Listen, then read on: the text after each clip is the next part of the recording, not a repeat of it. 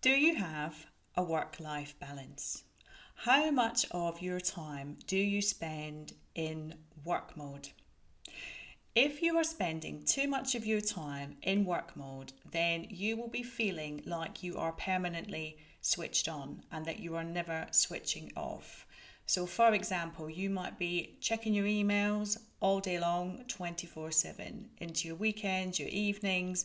You might be getting text messages from the people that you work with day and night. There's no cut off period. You may also be feeling like a hamster in a wheel. So constantly working, but actually not really getting anywhere.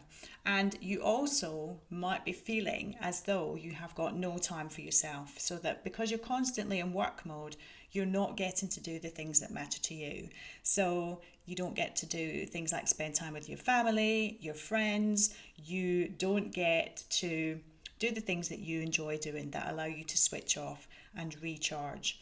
So, if you are permanently in work mode, then there are some consequences that end up happening. If you don't learn to have a work life balance, what ultimately ends up happening is you can become stressed, overwhelmed, and there's a danger that you will end up becoming unwell, having to take time off work. And ultimately, what happens to people who cannot sustain a work life balance over a longer period of time is that they burn out.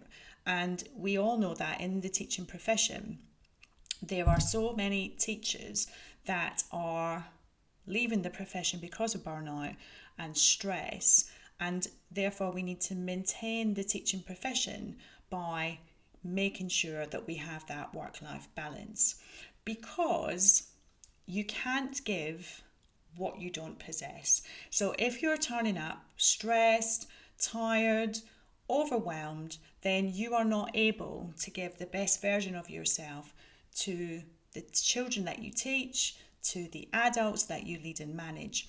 But you're also not able to show up for yourself and give yourself the time and care that you need for yourself, but you're also not able to show up for the people that you care about.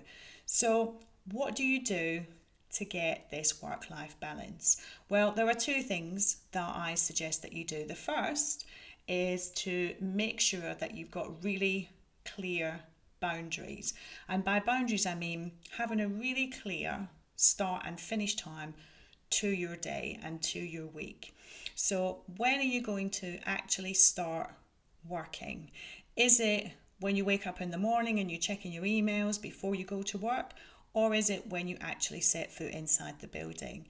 When are you going to stop work? Because often we think that we stop work when we leave the building, but often, as we all know, we end up taking work home.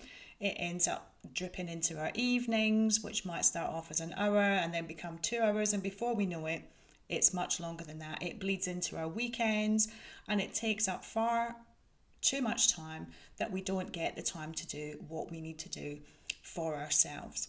So, the second thing you can do to maintain a work life balance is to prioritize. So, are you spending your time doing the things that really matter, that are urgent and important? Those are the things that you need to do first. And when we set ourselves clear priorities, then we are able to make sure that we are much more productive.